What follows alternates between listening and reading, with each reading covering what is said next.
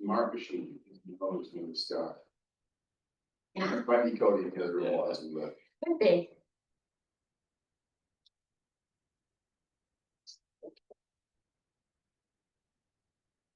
fairly slim agenda, Kelly.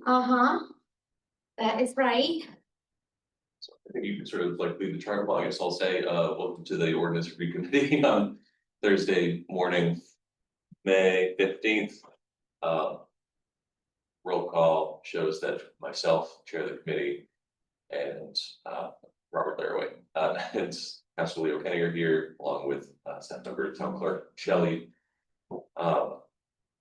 We're missing Dan Demerit, but he let us know beforehand he wouldn't be able to make it. And I think I'll turn it over to you, Shelley, because you really know what we're talking about here. Okay, so just to recap where we are at, according to my notes. So the ordinance committee has moved forward. The town council has had your public hearing. And we're in the pattern of waiting for the council meeting so that we can actually take that up as a vote. I, in the background, have communicated with the town's attorney, communicated with DHHS, which is the authorized state agency that kind of oversees the GA program for the municipality. They are our auditor and our checks and balance. I've let them know where we are at with that phase of recommendations, so they're pleased at the progress that we're making. And I have been working pretty closely with MMA on some matters and some funeral homes, matters of people whom are passing that are Orono residents and may or may not have next of kin, who may have been even abandoned, and what the laws look like around GA, and at what point does the municipality step in if there is a body where there is no next of kin and it's been abandoned. So the reason I'm telling you this is because by us doing what we're doing to have good practice in place of making the changes for the ordinance, it is actually allowing my job to be a little bit easier, because I can follow the MMA ordinance to a T. I can reach out to the appropriate channels. I can get the work done that needs to happen and not have to spend time or backlog time to say, okay, now what does our ordinance say? Oh, well, what does the MMA? So I can see that there's going to be some efficiency as we move forward. So that's more or less just an update to let you know that the work that we're doing is putting us in a good position. So last month we were supposed to have met. However, because a lot of the work that we would have done in committee could be done kind of off, off that process. And a lot of it was go back and forth, legal review, checking the boxes. I clearly thought it would be more efficient for us as a team to have the internal memo. So I had sent to both of you the internal memo that let you know the update in lieu of having a meeting.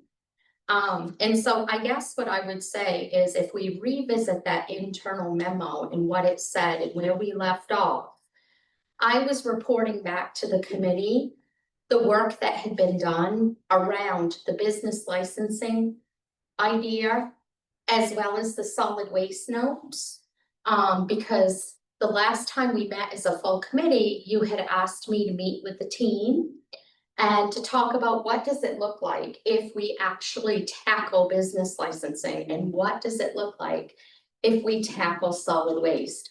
And so the best way to communicate was sending the memo. I have not heard further feedback on what I sent off to you, so I think that that might be a good starting point.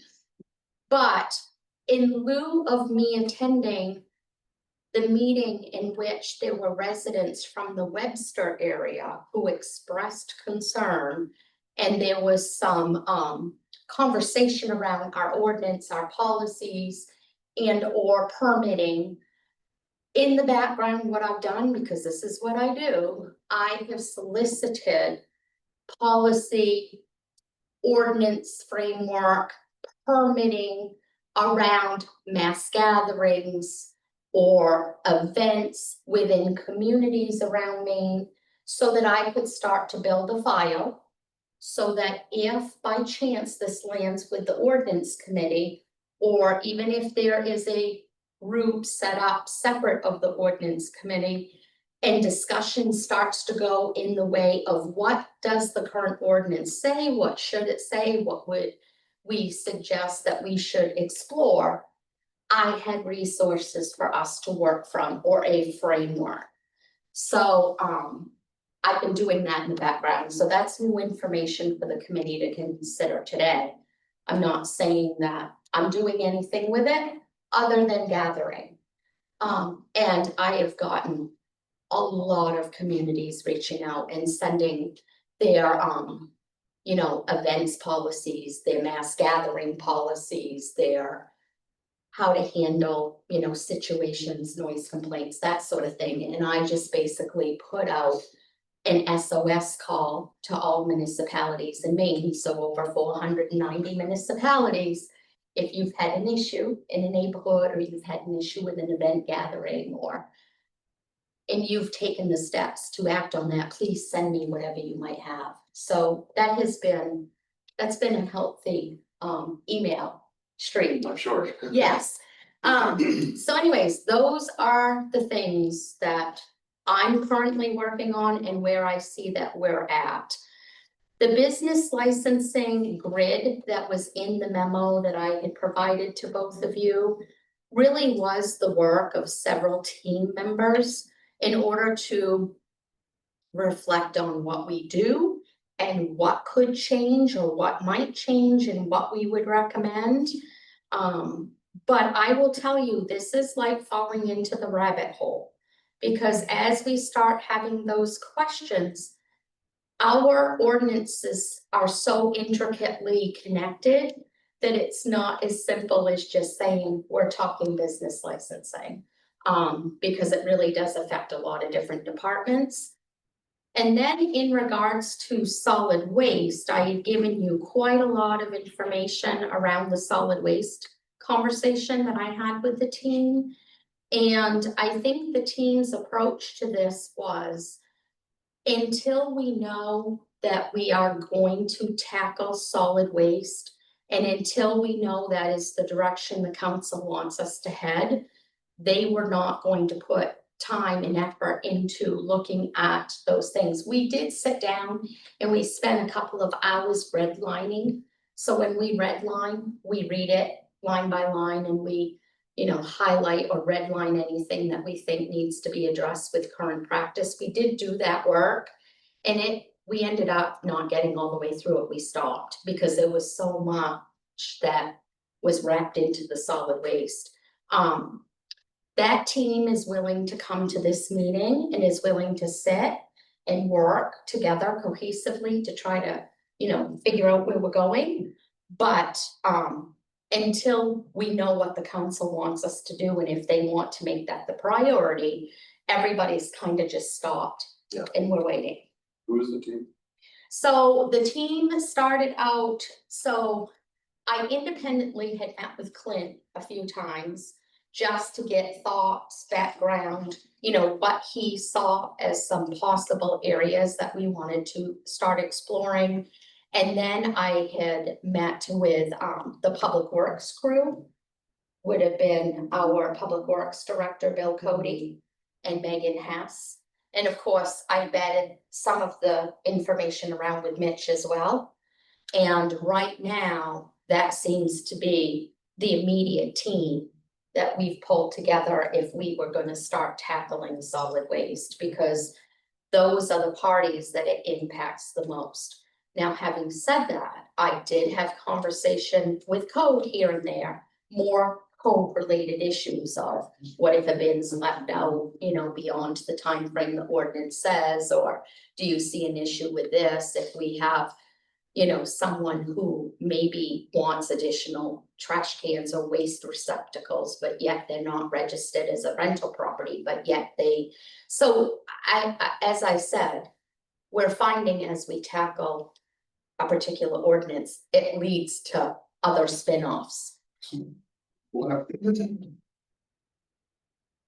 always the king of underestimator as far as what needs to be done, but I guess.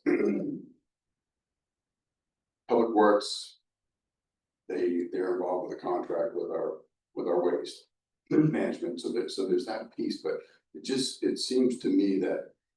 Conceptually is where I'm at with this, and there's all sorts of repercussions and you know, to put it in dollars and cents. I think we have to, for me to, I mean, there's inconsistency and all throughout it, I understand that, and maybe, you know, we want to do it thoroughly and fix everything. But the whole premise of this was why in the direct impact. I've got a 5-unit. If I've got a 5-unit with 5 1-bedrooms, you can't have, you know, 2 trash cans would do it. You can have a 4-unit, all with 4 bedrooms, and you're gonna have your trash taken away. And there's a lot more trash, a 4-unit with 4 bedrooms. So it came back to, with our new system, the limiting factor was 4 trash cans. 4? Yeah, I think 4. Previously, there was no limit because we have people haul your trash out, put it out there. So I'm trying to correct, and honestly, if we looked at it and said, well, this would mean $60,000 more in the contract, and then that's really the level that I'm trying to get to. Yeah, you know, when we brought this forward, I think we appreciated that. I think our primary stance with the committee will tend to be, like, if we're opening up this ordinance, we want to go through the whole chapter, you know, be thorough about it. I think from my understanding of our previous conversations, and I appreciate that you went as far as you did and then sort of stopped to wait to see where council was going to go. That I don't think we had an appetite to do that whole chapter, but if there was some sort of way to target a specific issue and see, and I'm still wrapping my head around exactly sort of how specific we want to be about this, if we want to talk about it here today. And basically what you're raising is there, what would be the cost benefit of, or possibility of limiting the number of cans? Right. Is that what we're getting at? Like, no, we've already done that. We've already said it's 4. Yes. So if you've got a 5-unit or a 6-unit that can use 4, couldn't you, what, you should be able to, then you're in the system, then we're recycling, all of that stuff, whatever. Yeah. And you know, truthfully, there's, when it came out and there was 4, you know, these 4 cans of recycled, 4 cans of trash. Well, when you see them on the side of the road, it's like, oh God, maybe 4 is not the number, maybe 3 is the number. I don't know. So I think there's I wonder if it's a philosophical discussion, but and then I don't know, I feel like this is the committee for that, to have that. Yeah. Honest discussion about what do we think's appropriate, and then again, we could come back and say, geez, we could try to gather information. Maybe people feel like, yeah, 4 is huge. I only know of it in a few spots, but Yeah. there are 4. Yeah, it seems like what we would need is a little bit more information about how more the community feels about it. I mean, there is sort of an initial impression in a few spots that, man, there's a lot of cans outside. But I guess I wonder what kind of information would be valuable for us to determine whether or not, like, this is felt as an issue where we need to be limiting the cans even further versus some sort of enforcement policy that's stronger, or I don't know. I mean, I wonder if this is something that can be dealt with a variety of ways. I mean, I'm lacking a little bit of imagination about exactly how to approach this right now. What do you think? Here it is, Shelley. So it's kind of a two-part, the way I'm understanding this. So if we were to go on some of what Leo suggested, then rather than looking at the ordinance as a whole, we really identify or we zero in on the question at hand. Yeah. And it has to be around the receptacle and the use of receptacle and what constitutes an appropriate number of receptacles that would be placed at a location. Yeah. And so in that regard, if that's all that we're interested in doing, I think what we need to do is possibly sit down with the current policy, the current framework. Have the team look at that and say, if we were going to make modifications or changes to that framework, what seems to be reasonable that we could make for changes that would live within the current contract? If we feel that we could still meet the needs and accommodate perhaps this goal that we haven't yet identified, then we make the change. If it's going to require that perhaps there is more funding being streamed in that area, or then we have a substantial change that is going to have to be publicly talked about, then that would, I think at that point, be kind of a council discussion of, are we ready to take that on?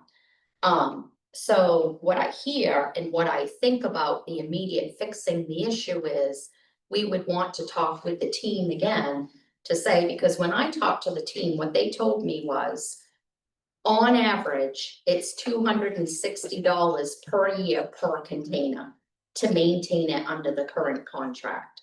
And these are some of the bullet points, of course, we discussed as we met over that period of more information. So if we don't adjust the total number of receptacles that are at a residential or a commercial property, if that doesn't change that number, period, and then we say we want to add more or bring more people, then obviously the cost goes up, right?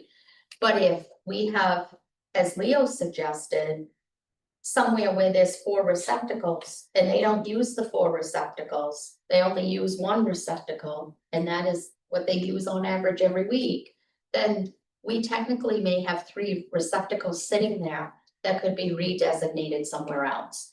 So I think that we need to get more information. Right now, yeah, we're talking about it broadly, but I think in order for the council to make a sound decision on how they want us to approach this issue and what an ordinance they actually want to see changed or fixed or modified, we need to know like a little more detail on the actual program. And that sounds like the sort of the scope that, if we're gonna approach this, that's the scope that I would be interested in. I wouldn't wanna go beyond that. I maybe one level even higher or less effort for me. I think, and I trust this is readily available. I don't think I can find it yet. Rental registrations. But there is, maybe there, assuming that data is pretty readily available, we can see number of units easy. I assume number of bedrooms must be pretty easy. To understand where are the properties in town with more than 4 units. And there's gotta be a ceiling too, because and that the ceiling might be based on bedrooms. Where are they in town? Registered between 5 and 8 units, maybe, I think. And I think those numbers are relatively small, to be honest. Well, And then like.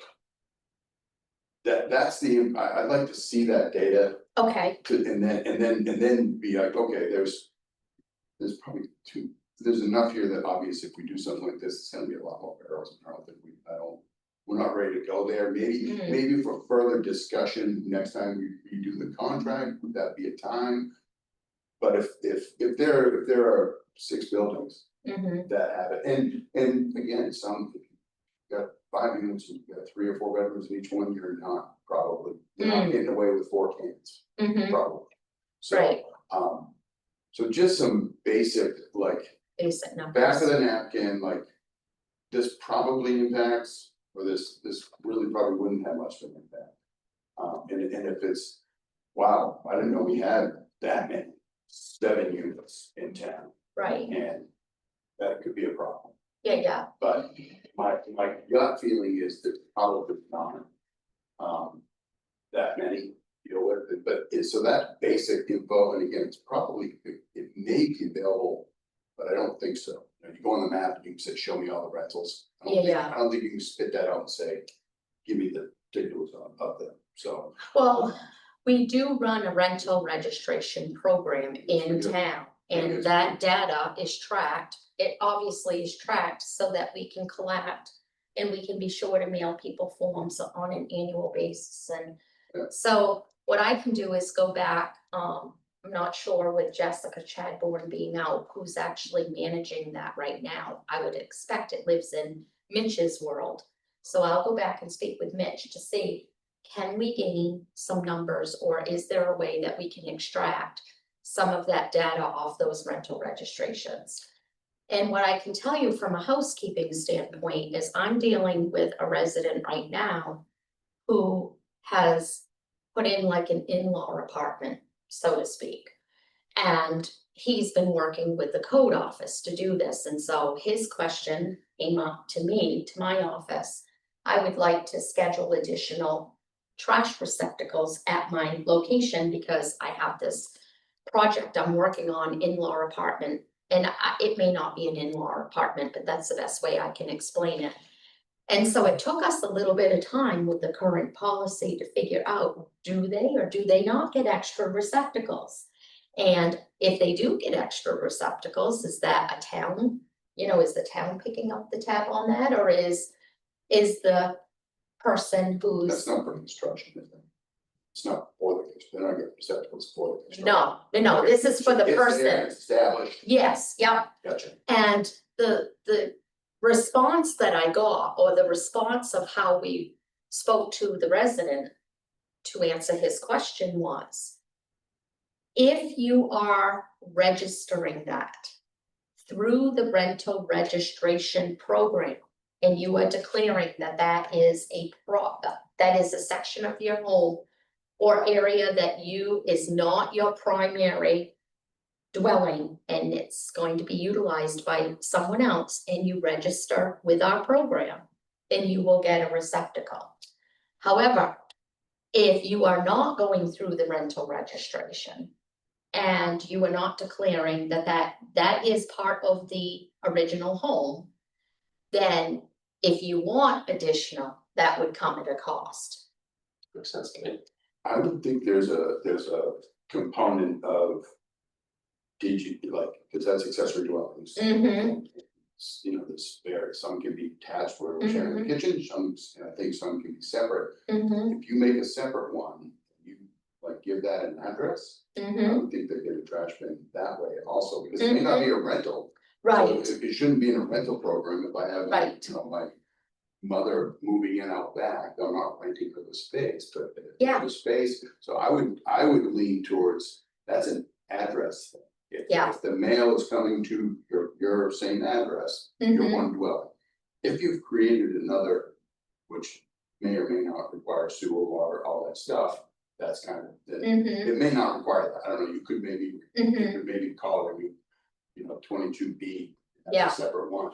I feel like in my mind, if there's a new address, then that address would get, just like giving a house popped up. Versus, so the rent, for me, putting that through the rental registration wouldn't necessarily make sense, again, because a lot of the idea behind this concept was that it's an in-law, but they changed it to accessory dwelling. Yeah.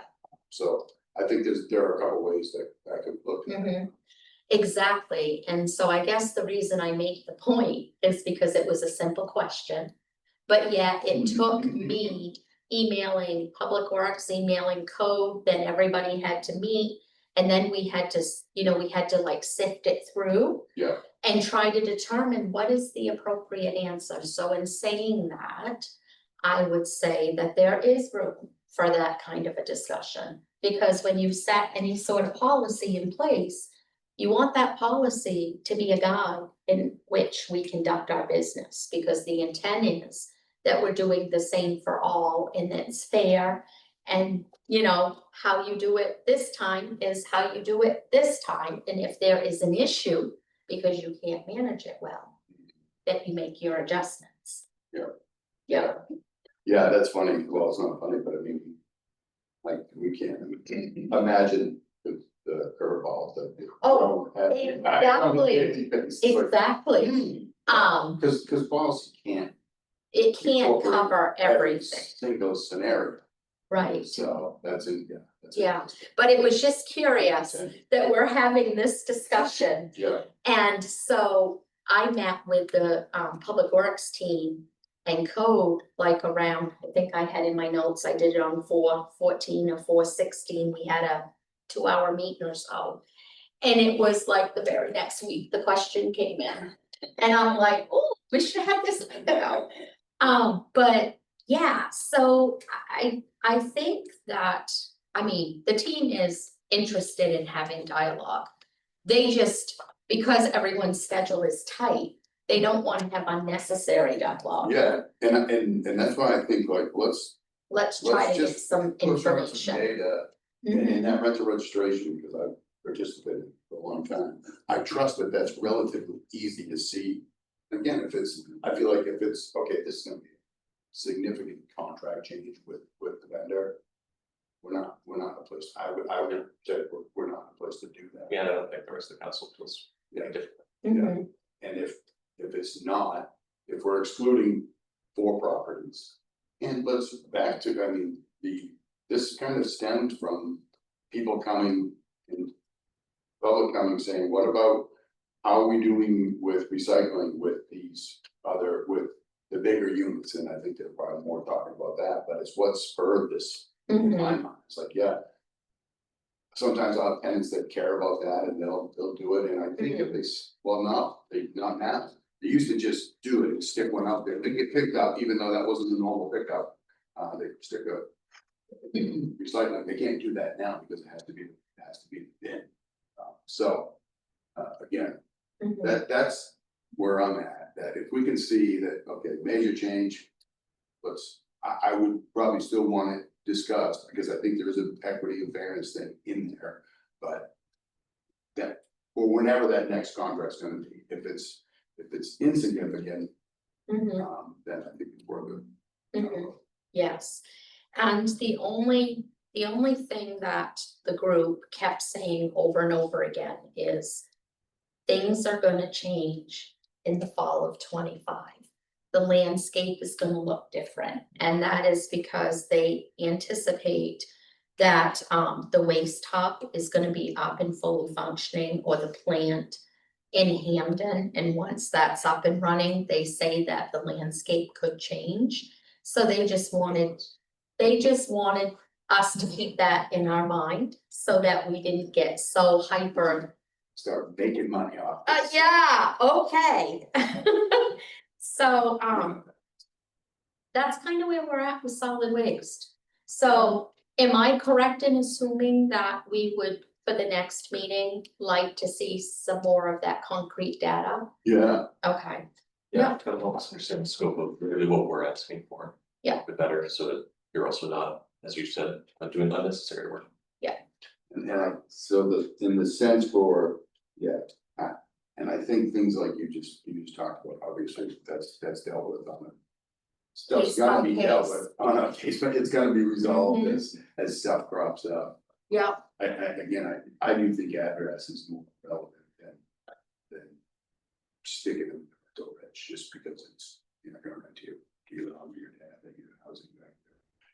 You also kind of think if that were the case, they're not, you don't need another canopy, but So do we feel like we're in a good place on that issue for now? Just to make sure, on the business licensing, I know you were saying that, everything's so connected, there's a lot to figure out. Is there any ask of us on this committee as of now on this work? so. I guess I would preface it like this. if we wanted to be able to show constant momentum of ordinance work happening, so that we're reporting back to council that we're working on something, then I think it's worth exploring having business license be maybe one of those ongoing projects that we're reporting out on and we're looking at and we're working on. However, if we're gonna shift focus and we're going to look at data that's being requested for solid waste, and that's gonna become more the focus, and then we have the situation that has cropped up over at Webster. So I do want to be clear, I don't think that the majority of the council wants that issue coming to ordinance. Okay, all right, I wasn't sure. That felt pretty clear to me in the last meeting. Okay, that I wasn't there. I know so- Leo's of different mind, but I think the majority of the council is pretty. Why would we put ordinance review in it, an ordinance review in the ordinance review? Well, because it's not necessarily going to, the results of that work not necessarily is going to result in ordinance changes. I mean, there's many of those levers that we're discussing that may be. And I told Jen I also wasn't opposed to us putting it in this committee. I think there's plenty of other stuff that we also Should have focus. with 1 hour a Yeah. month here. But you know, maybe this isn't the place for us, we can just discuss this as a full council on that issue, but as of now, that doesn't seem to be where that's heading, and also Okay. with the solid waste. And I don't want to predetermine that, I mean, you can still have your say in the meetings, we can talk about that. Yeah, and with the solid waste, honestly, I feel like, don't even, bring us the data. Yeah, I don't think- That's it. I No, don't that even- makes That's sense, kind of yeah, how I feel about that. sure. yeah, I don't think we're planning to make that the major focus of our work Yeah. either. I know we've spent a good time discussing, trying to, I think, get to mutual understanding about the scope of Mhm. really what we want to work Oh, on. yes, how involved Yeah. we want it to be. But I think I would like to see,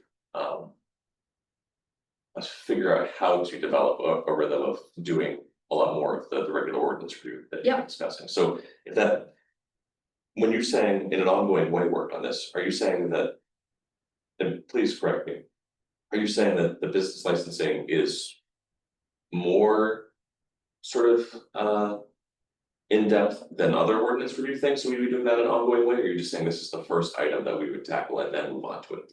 This would be the first item Okay, we would just wanted to be tackle. clear. So then how do you envision us working on this over the course of, is there anything that this committee should be doing over the next month?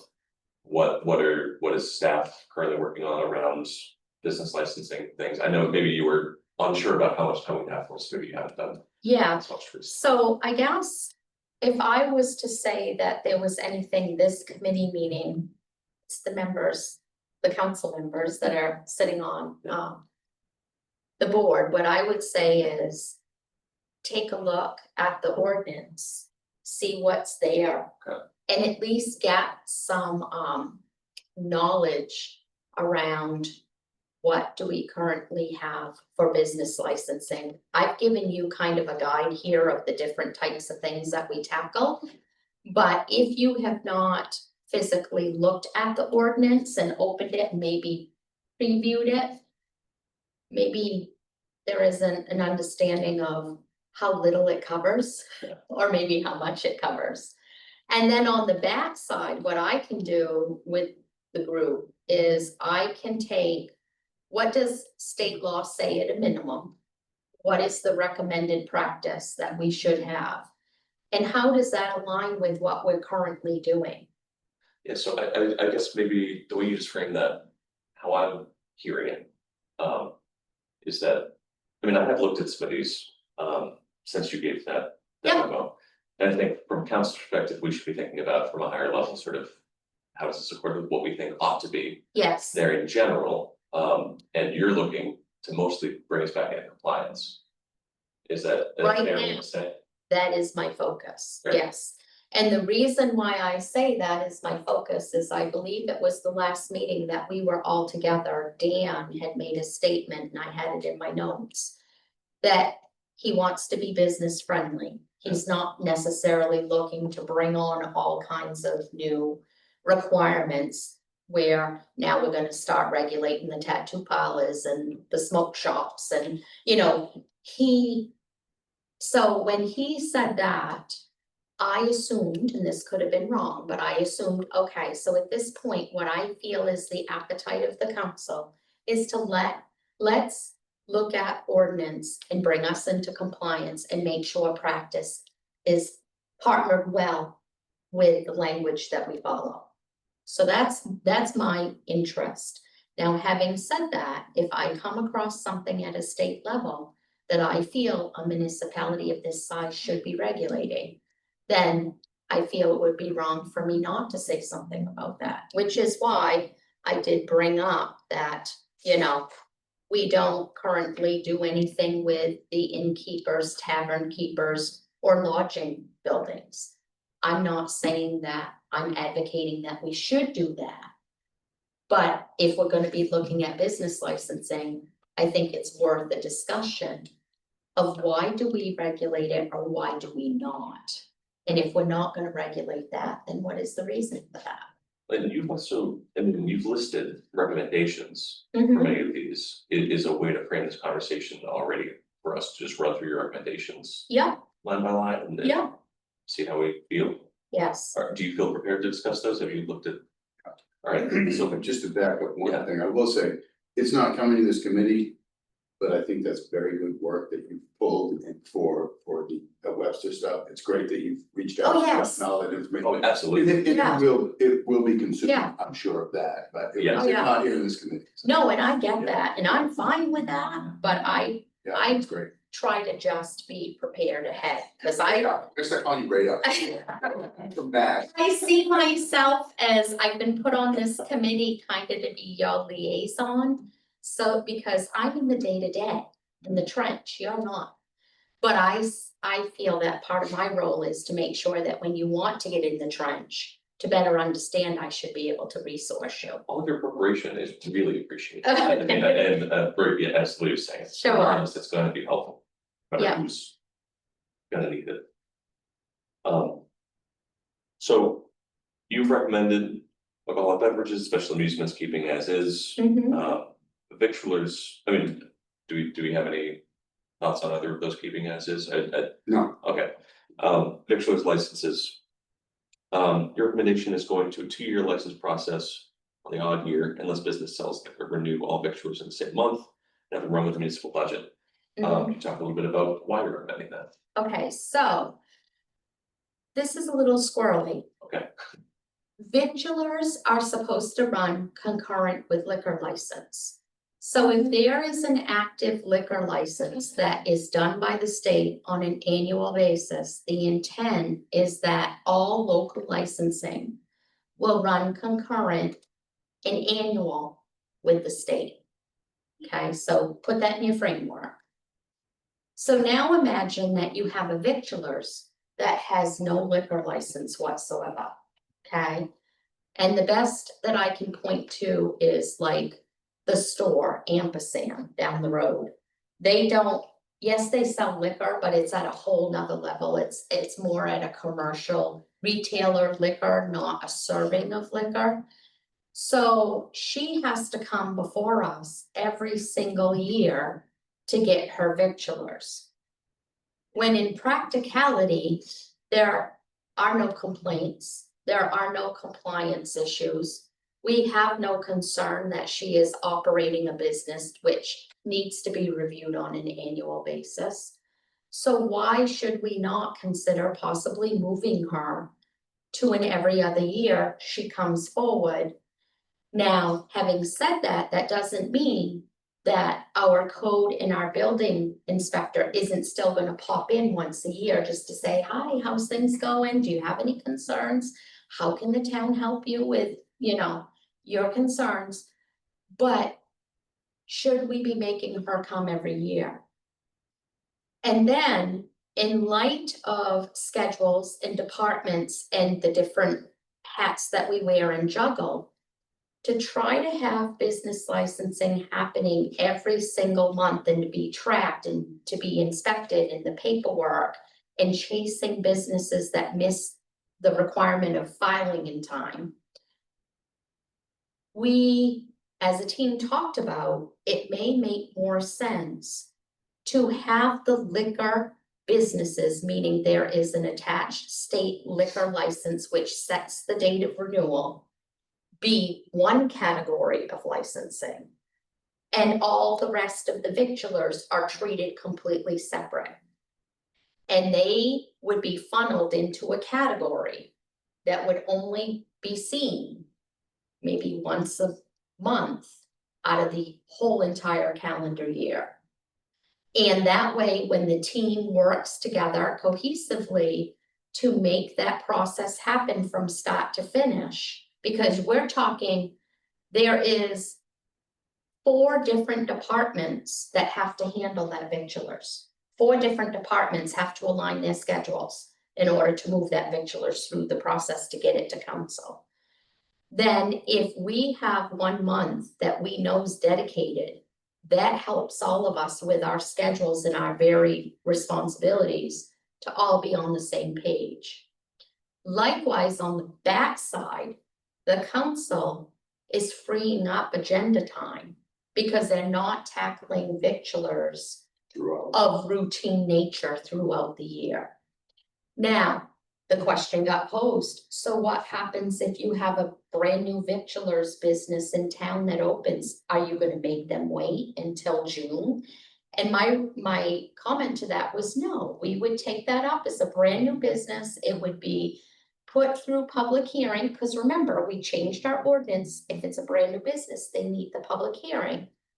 And what we do is wherever they fall in that calendar year, we would have that license expire in June with the rest of them, right? And then it may be a proration fee, right? Because if they come in April, we're not gonna ding them for $100 victulars when they get in 2 months. But there may be flexibility given to my department that I can prorate or flex it so that it's a reasonable cost to them. And that would only get them to that next renewal cycle. Yeah. So I mean, those are some of the things that we talked about of being maybe more efficient and having it be easier on businesses. Like I've had some business owners say to me, you know, I register my business in Southern Maine and I do it every 2 or 3 years. I don't do this every year and I never remember it. And that's why I'm always late. And so it just seems like there's a lot of resources being tied up in a process that possibly could be streamlined. My question is, like, tying in with budget, is that because their state license are or something? Because I don't like, how about July? When we've gotten through the budget is where my mind goes, like, Okay, we're busy, all these budget meetings, we gotta get the budget passed. Yeah. Get the budget passed, like, to throw this, you know, we're consolidating them all and then just stick them all in there with the budget. Goes against my head. And so I would think, but I mean, I like the idea of doing it 2 years. I like the idea, like with rental registration, we know they're due, then they send us notices, they're due September or whatever it is, but. right, That's an organized thing. Yeah. You know, they'll tell you 6 months in advance, your thing's coming up in September, so they would probably do the same with the vigilers and say, hey. This process and everyone, they all know what has to be done between then and then. So I that seems like a good efficient Yep. use of staff and consolidating all of that, doing it 2 years, I think is totally fine. I just am sketchy with yes. throwing it in with our budget work. So let me give you some background, because that might help your sketchiness. So in the past, old regime, council would try to take the months of July and August off. Doesn't mean that that's what you all do now. And so we've tried as a staff in the past, and I'm talking 10 years, because I've been here 10 years, we've always tried as a rule to keep July and August light. Because staff are taking vacation, council's in and out, sometimes we don't even have a meeting. And so it makes good sense when I look at the schedule, what is a practical time frame? If we're looking at a year license. So if I speak to my business owners, they would probably tell you that they prefer it runs January to December. Because their licensing, right, and their state stuff, as a rule, runs on a calendar year. And so I've had some business owners say to us, well, why don't you just renew me like in December or January? Because that better aligns with my business portfolio and how I work with my accountant. However, we don't run that way. We run fiscally. And so when we look at the fees coming in and we look at the revenues reported against the municipal operations budget, what ends up happening is the payment comes in and wherever it gets applied, it applies or offsets that fiscal year. So when I was looking at the timeline, I was thinking, okay, June. If we do June, that runs in line with our fiscal calendar. And then we're actually issuing a license that runs July 1st through June 30th, which better aligns with the town's way of fiscally operating. So the revenues and the operations budget better align.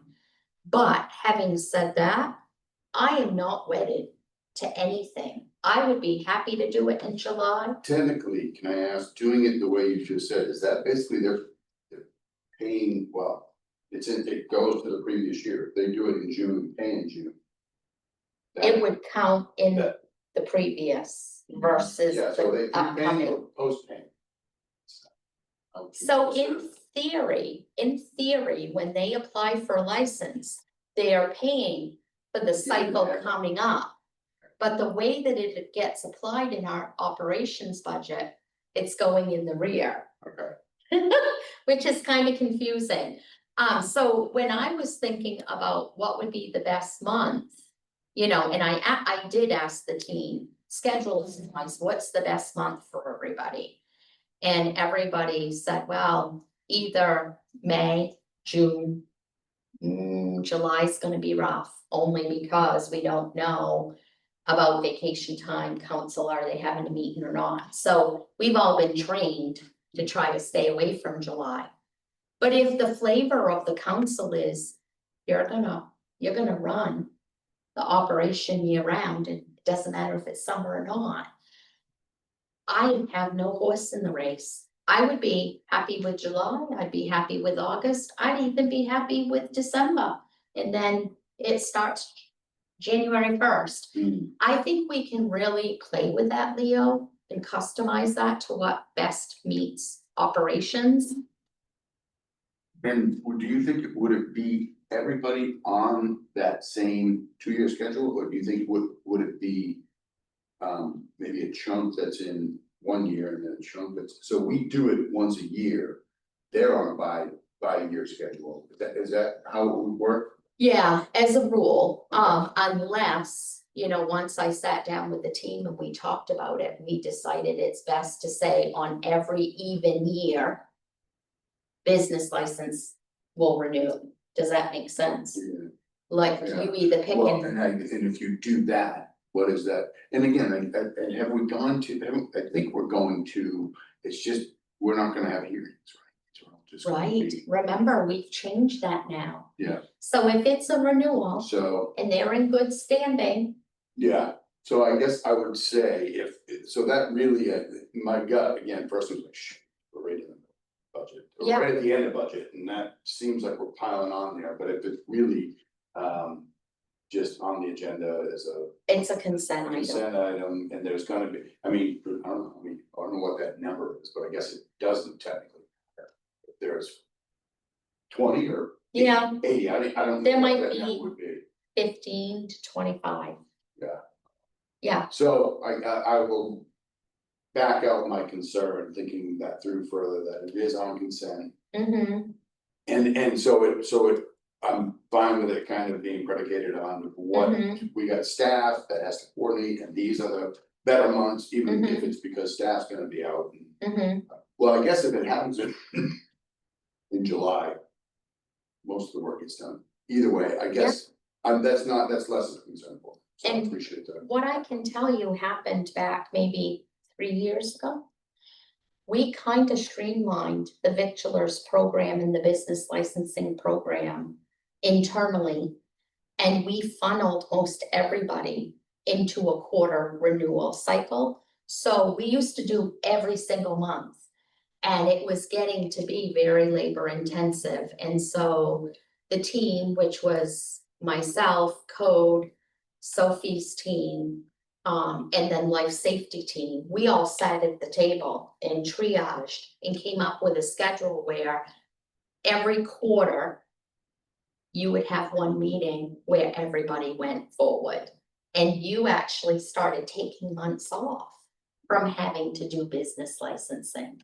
Because the cost of the public hearings was crippling us. We were blowing that budget. And that primarily got spearheaded because when Old Town closed the newspaper printing press and we had to start advertising at the Bangor Daily News, every month having a $200 to a $400 public hearing notice was like really extreme. So at that point, Sophie called us all together. We sat around the table and said, how can we best use town resources?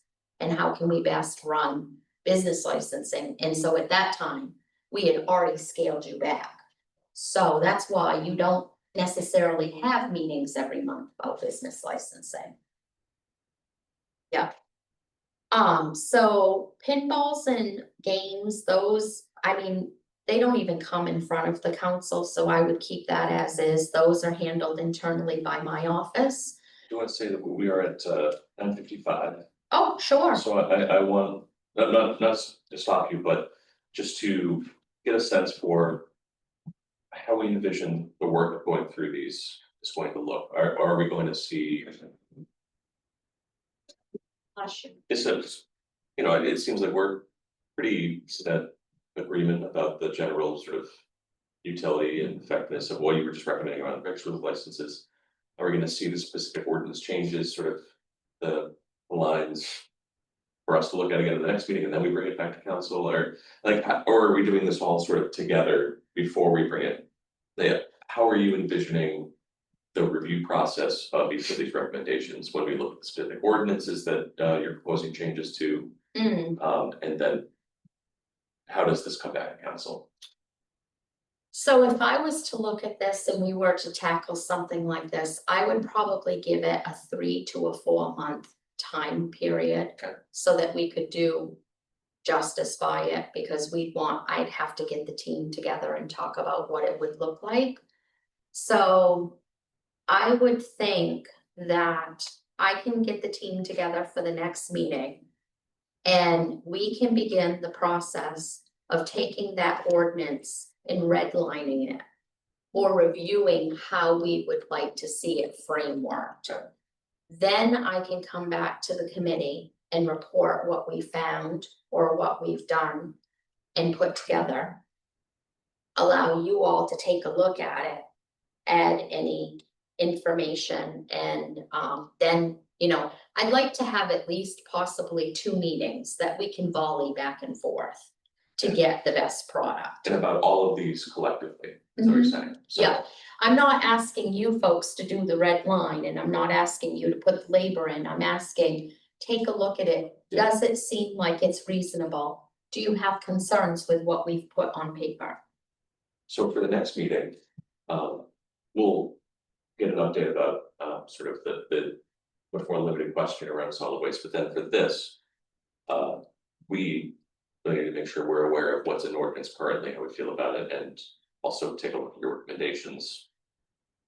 And you'll bring back more specific, it as much as, it feels reasonable for your capacity out of all of this. Some of the red line ordinance for us to take a look, and you can talk more specifically about why you're recommending this. Is that capturing pretty clearly what next meeting is gonna look like? Yeah, and I will also tell you that I am going to have to sit down with our town planner. Because business licensing, I would want her feedback as well. And how it would relate possibly to the comp plan, or how it would relate possibly to some of the work that she's doing, because certainly it's more global. And so that's why I'm recommending maybe an extended period of time, because her availability is not as easy as just crossing the hall or going up or down the stairs. So are there a certain number of these then that maybe we should tackle first, or do you feel like it is a reasonable ask for next month? For yourself to get information together around all of these recommended changes, or should we focus on a few of these? I think to start, definitely we should tackle the victulars. Right. I think what we should do actually is tackle the ones that we think may require some significant change. So if that was the case, then we'd be looking at victulars. We would be looking at like junkyard, because on that one, I'm recommending that we possibly switch to a 5-year renewal, which is allowed under state statute. I also think that we should be looking at the DBAs and the sole proprietorship, because there has been some desire to switch that over to a business name in general. So is there one? Currently $10, is that a current thing? Yep, it's required under state statute that I, the municipal clerk, manage a DBA and a sole proprietor licensing program. They don't come to the council. I handle that internally. Yeah, but I'm trying to think of like whatever. Like that. I pay the excise tax, so that's what I was just trying to think of. I'm in there somehow. I don't know how. I don't recall how I am, and I don't recall doing that. So I can tell you that most usually if you've opened a business checking account or a business savings account, or you've registered with a CPA or an auditor, they would have required this minimum paperwork at the start of your business. So you may have done this, Leo, without any even, like you did it, but you did it without any conceptual awareness that it was required and you did it. So we are at 10. So right now you listed 3 things that we should probably put on our list for homework. Yep. Anything else? I would say that the mobile unit will probably get enveloped within victulars. Okay. Because that's kind of a hand-in-hand thing. It's managed by code, but yet we call it a mobile unit victulars, so it kind of is like enveloped within that too. That gives us enough to get started with. Yeah. Getting a sense for what we feel and think is right. Yep. All the rest with an eye toward the recommendations you've listed here as maybe ways or a frame to look at it from. Sure. And as we go through this, it may end up that the team ends up saying, you know what, upon reflection, maybe the 2-year isn't gonna work. And if that's the case, we might make the recommendation that we keep it on an annual basis, but we definitely funnel everybody to 1 month. And that might be, you know, a good baby step towards some I would change. say I'm supportive of both. Yeah, Yeah, on its face, it seems really sensible. Yep. okay, Well, thank you very much, Shelley, sure, for all of you. yes. This meeting is.